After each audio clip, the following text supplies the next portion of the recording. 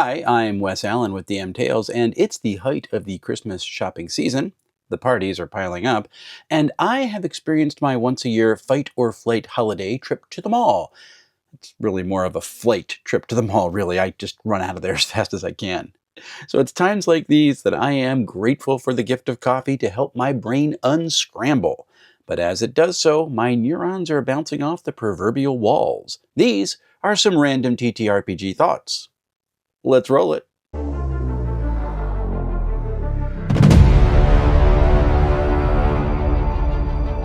Well, I'm gonna run one last Dragonbane adventure with my current group to tackle the last dungeon of the adventure book that comes in the box set. I am pretty sure everyone's going to die, but we'll see. It's hard to believe that Page is happening next month. I need to start getting my games prepped, all my sheets printed and whatnot, so I'm not running around last minute. I may make myself a lightweight generic GM screen as well so I can throw that in my bag.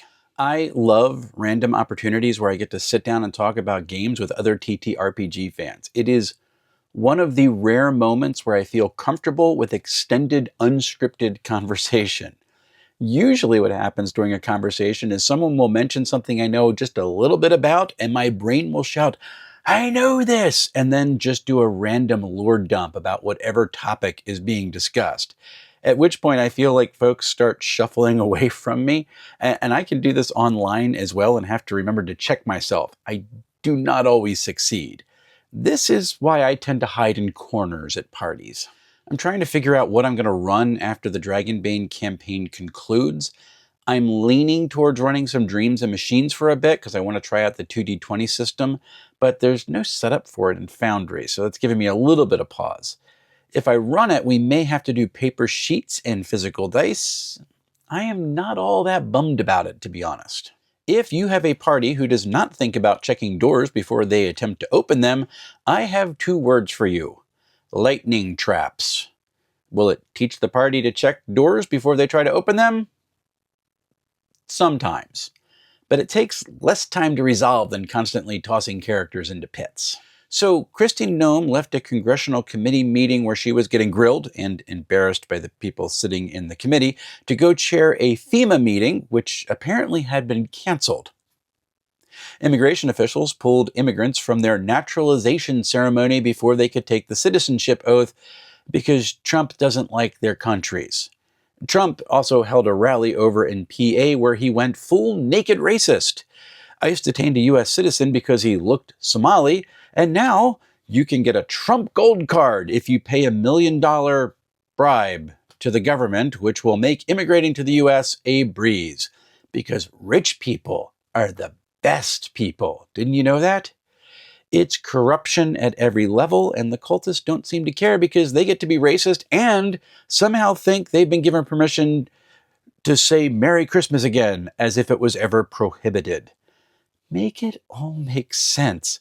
And also, for the people who are confidently sharing that after December 25th, people can start saying Happy Holidays then instead of Merry Christmas.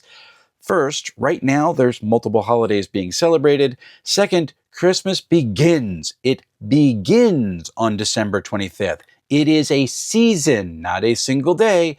It lasts 12 days, like the song. Right now, it's Advent, which is supposed to be a time of self-reflection, expectation, and repentance, also service.